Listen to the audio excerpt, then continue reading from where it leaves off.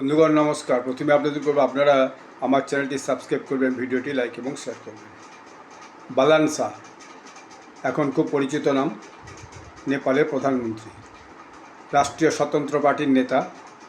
তিনি নেপালে যে কিছুদিন আগে, প্রায় 1 বছর হতে চলছে আগে, যে তিনি ওখানে জেনজি মুভমেন্ট হয়েছিল, অর্থাৎ নেপালের যে পুরাতন সরকার ছিল সেই সরকারের বিরুদ্ধে যে যুবকদের একটা ভয়ানক তীব্র আন্দোলন হয়েছিল, সে আন্দোলনের জন্য সেখানে একটা তদারকি সরকার তৈরি হয়।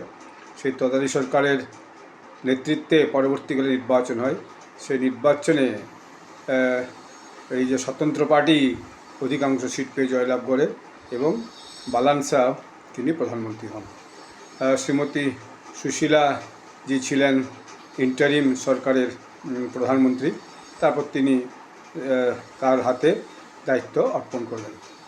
তখন বিষয়টা হচ্ছে, তারপর থেকে ভারতের সঙ্গে নেপালের সম্পর্কটা কীরকম হবে। নেপালের সঙ্গে ভারতের সম্পর্কের একটু টানাপোড়েন হয়েছে বা লেগে আছে বলা যায়। কারণ দেখা গেল এই বালান শাহ ক্ষমতায় আসার পর কিছুদিন আগেই ভারত থেকে যে সমস্ত মালপত্র নেপালে যেত তার উপরে ট্যাক্স চাপালেন। 100 টাকার উপরে যে সমস্ত মালপত্র যেত তার উপরে ট্যাক্স চাপানো শুরু করলেন। ফলে ভারত থেকে মালপত্র যাওয়া প্রায় বন্ধ হতে চললো। এর ফলও পড়তে লাগলো। ফলে নেপালে আবার একটা বিদ্রোহের আগুন বলা যায় গর্জে উঠতে শুরু করলো এবং তার বিরুদ্ধে রাস্তায় নেমে নেপালের জনগণ ব্যাপক প্রতিবাদ করেছে। এখন এই বালান শাহ ইনি অ্যাকচুয়ালি মৈথিলি লোক বলা যায়, কারণ বিহারের যে মিথিলাঞ্চলের সঙ্গে নেপালের একদম একটা ঘনিষ্ঠ বর্ডার যোগাযোগ আছে এবং ভারতের সঙ্গে নেপালের যে সম্পর্কটা সেটা দীর্ঘদিনের।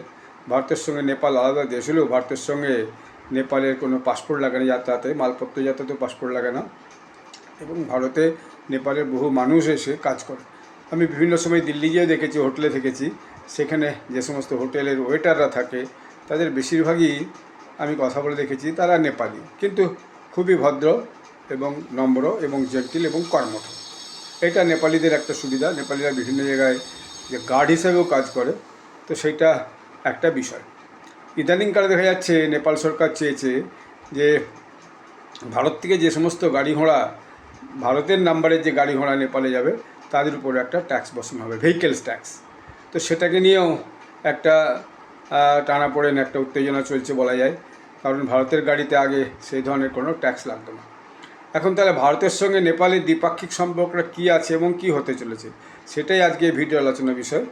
কারণ এর আগে দেখা গেল যে ভারতের সঙ্গে সম্পর্কের প্রশ্নে আমাদের বিদেশমন্ত্রী ডক্টর জয়শঙ্করের সঙ্গে, যিনি হচ্ছে যে নেপালের বিদেশমন্ত্রী, তিনি মিস্টার খানাল, তার সঙ্গে একবার দেখা হয়েছিল ওই একটা মিটিংয়ে। সেখানে ওই যে এই অঞ্চলে যে দেশগুলো, সেই দেশগুলোর একটা মিটিং হওয়ার কথা ছিল। মিস্টার খানাল একটা পরামর্শ দিয়েছেন নেপাল সরকারকে যে ভারতের সঙ্গে আমাদের সম্পর্কটা ভালো করা দরকার বলে শোনা যাচ্ছে। অর্থাৎ তিনি প্রধানমন্ত্রীকে এই কথাটা বলেছেন। এখন এর বাইরেও দেখা যাচ্ছে কি নেপালকে এখন তীক্ষ্ণ দৃষ্টিতে দেখছে চীন এবং আমেরিকা। এর মধ্যে চীনের যে দূত তারা নেপালে গেছিল, আমেরিকার দূত নেপালে যাবে আগামী 30 এপ্রিল। এবং এর মধ্যে দেখা যাচ্ছে যে ভারতের পক্ষ থেকে একটা গ্রিন সিগন্যাল পাওয়ার পরেই নেপালের যিনি বিদেশ সচিব, তিনি ভারতের যে বিদেশ সচিবকে নেপালে আমন্ত্রণ জানিয়েছেন এবং আমন্ত্রণ জানিয়ে বলছেন যে আপনারা আসুন, আমাদের সঙ্গে কথা বলুন এবং নেপালের ভারতের থেকে কি অপেক্ষা, সেটা কি আশা, সেটা আপনারা জেনে নিন ভালো করে। এখন নেপালের যিনি বিদেশ সচিব অমৃত বাহাদুর রায়, তিনি একটা চিঠি ভারতের বিদেশ সচিবকে পাঠিয়ে দিয়েছেন। এর সূত্রটা বললামই, যে মরিশাসে একটা যে মহাসাগর সম্মেলন হয়েছিল, হিন্দ মহাসাগর সম্মেলন, সেখানে কিন্তু জয়শঙ্করজির সাথে এই ওখানকার যিনি বিদেশমন্ত্রী মিস্টার শিশির খানাল, তার সাথে প্রাথমিক কথা হয়েছিল। এখন এবারে বিক্রম মিস্ত্রির সাথে প্রধানমন্ত্রী দেখা করবেন কিনা সেটা পরবর্তীকালে বোঝা যাবে। এবং শোনা যাচ্ছে যে বিক্রম মিস্ত্রি নাকি আগামী মে মাসের 11-12 মে নেপাল যাবেন এবং দুই দেশের মধ্যে প্রাথমিক আলোচনা শুরু হবে।